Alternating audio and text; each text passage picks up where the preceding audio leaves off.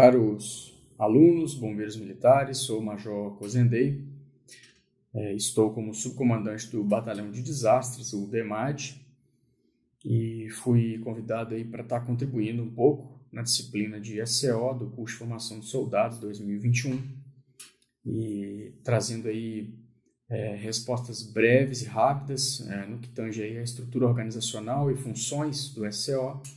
Então vou estar tentando aí elaborar 3 respostas de questões que me foram levantadas. A primeira delas, como são acionadas as funções do SCO nas ocorrências específicas de bombeiro militar. Lhes digo então que depende muito de qual ocorrência nós estaremos falando. Se a gente tratar, por exemplo, de uma ocorrência mais corriqueira do bombeiro militar, um exemplo, um acidente automobilístico, nós teremos o acionamento de uma maneira mais simples e também com a absorção de várias funções específicas pelas mesmas pessoas, pelas mesmas autoridades. Por exemplo, o próprio tenente que está à frente ou o sargento, ele pode assumir não só a função de comando daquela operação, mas também o de planejamento, de operações e até mesmo a função de segurança daquela cena, porque é uma cena que você tem um potencial e uma limitação de pessoas trabalhando, uma área não tão extensa, e você consegue transformar esse comando e controle numa maneira bastante controlada.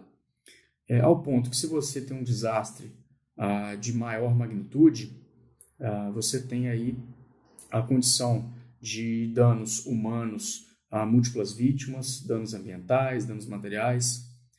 Você vai ter que ter uma estrutura de SCO e funções mais específicas, até mesmo subfunções, subseções, seções militares, seções civis, seções técnicas, e a robustez desse sistema passa a ser em outro nível.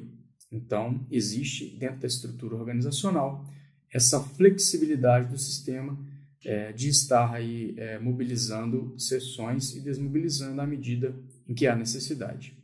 A segunda pergunta, se existem critérios para ativação das funções do SCO e também qual seria o papel do soldado nessas funções.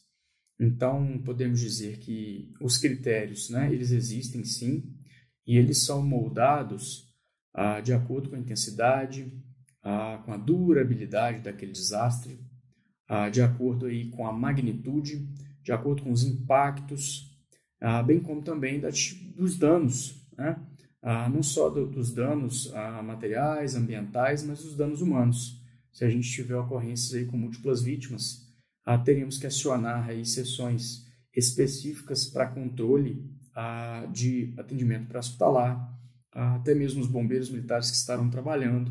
Teríamos que ter equipes médicas, equipes de saúde específicas para exercício ali do trabalho de triagem de múltiplas vítimas, ao ponto em que, se nós não tivermos danos humanos, nós teremos aí uma condição diferenciada e determinada função não vai ser necessária.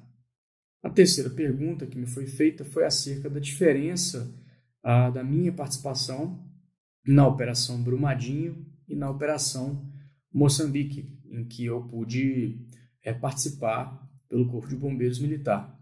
Na Operação Moçambique, na Operação Brumadinho, chegando ali em torno ali de 12 minutos após o rompimento da barragem, o deslocamento foi feito de aeronave.